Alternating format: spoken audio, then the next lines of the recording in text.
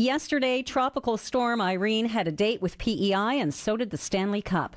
Thousands of hockey fans made their way to Cornwall to get to see Boston Bruin player Adam McQuaid and the trophy from the team's win this year.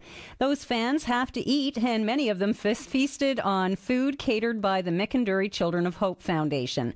Ted Grant is the chief cook with Mikinduri. He also lives in Cornwall, and he joins me on the line. Jumbo, Ted.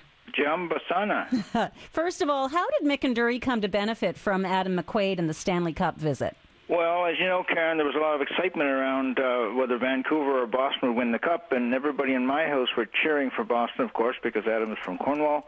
And when they did win the Cup and his family got back from Boston after all their celebrations, his family attend our church in Cornwall, St. Francis of Assisi, and I know that they support our work. So I thought, what an opportunity maybe to get some kind of a fundraising going. And so I phoned over to the family and said, if you're considering doing any kind of fundraising, charitable work in Cornwall, would you please consider Mikinduri Children of Hope? And about 2 weeks later, I got a call saying, you people, Mikinduri, have been chosen to be the suppliers of all the food items for the event. So we were delighted to get that call, and really want to thank Adam and his family. They're a wonderful family, as everybody knows, and Cornwall are so proud to have Adam from Cornwall, and a great family.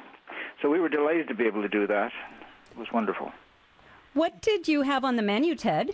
We had popcorn, shaved ice, slushies, cotton candy. We had ice cream, farmer's ice cream, and we had hot dogs and French fries, Cavendish French fries. We had the Cavendish French fry wagon, and boy, those fries. People love fries. Ted, I know you can organize a small country single-handedly. Did you have a lot of volunteers, and you mentioned Cavendish, a lot of donations to help you out as well? You know what, Karen, the PEI community, the volunteers and the businesses are amazing, you know. I'm knocked over every time we try to pull together an event. I'd like to mention Ian Coffin at Farmer's Dairy. Not only did they donate quite a bit of ice cream, but Ian also made his truck available to us we had 3,000 pounds of French fries from Cavendish Farms, and we had to have a place to keep those frozen all day. We had 3,000 hot dogs that we had to keep frozen all day. We had 100 bags of ice, and Ian volunteered to take all of those to his walk-in freezer out in Brookfield, and then brought the truck and left the truck there with his freezer on all day for us to be able to keep everything frozen. And so, great big thank you to Ian and Farmer's Dairy for that. Cavendish Farms provided their chip wagon and two people to be on standby in case there were some technical difficulties. Donna Butler at the APM Center, they bent over backwards to help us out in Cornwall. And the volunteers, you know, I'm always bowled over by our volunteers, and I shouldn't be, because they're always there to help. All you have to do is put out a call, and I'll say, yeah, I can come, sure, I can come. And nobody can say no to you, Ted. Well, they haven't so far. That's why I'm so amazed at it. There was even one family whose daughter's father-in-law had passed away the previous day, and of course you know what that means in a family, and they still came out. They were scheduled to come out, and they said, no, we're coming anyway. I said, no, God, you don't need to come. They said, no, we're coming to help. Young people were helping. It was just an amazing event, and you know, it was raining. We had tents and so on to work from. We had the Alliant Pioneer trailer that we were selling tickets from, and so thank God for the Alliant Pioneer people. But when it started to rain, you know, and the crowd started to dissipate, we had to tear everything down and pack everything away. All of the volunteers were soaking, wringing wet. We were walking on squishy ground and so on.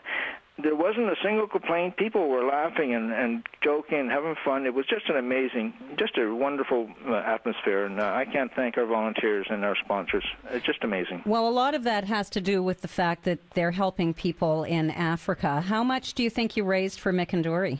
Well, when I've got everything settled, I think we will have netted about between $5,000 and $6,000, maybe a bit more than $6,000, and then we have an incredible, generous donor, sponsor sponsor who will double our proceeds. So we will benefit to the tune of somewhere around $11,000, $12,000, $13,000. All the numbers aren't in yet. I've got some a few things I need to sell yet. So somewhere in the order of $12,000 or $13,000. And how will that help people in Africa that you work with? Well, Karen, one of the things that we've got going on now is, like the famine is a big issue, and everybody talks about the famine, but this year, with the leadership of Dr. Ed Harrison at the hospital, who's a physiatrist at the hospital, and he heads up our health care, our health committee, subcommittee, which is looking at a community-based health care initiative over there.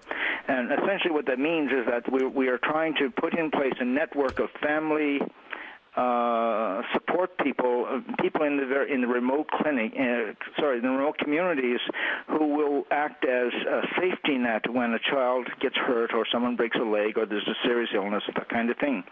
And so this initiative we've been working on for a couple of years with AMREF in Kenya and the Association for the Physically Handicapped and the Line Site Hospital and all of that. So this year, because we're starting to roll this program out, we needed to raise an additional $50,000. So this $12,000 really is a wonderful boost towards that. And the net result of all of that is that we'll have a safety net in place in all these remote, tiny villages that have no access to health care of any kind. Now there'll be some kind of a safety net there that someone, little Johnny, falls in a fire or breaks a leg or something, or serious disease or malnutrition, malaria, they'll get off to a hospital or a clinic or something to get treated. Ted, I want to thank you so much for what you do and all of the people that work with this great organization. And thanks for your time today. Karen, thanks for the opportunity to be able to thank all of the people that support us so wonderfully well, and especially our volunteers and our sponsors. It's just amazing.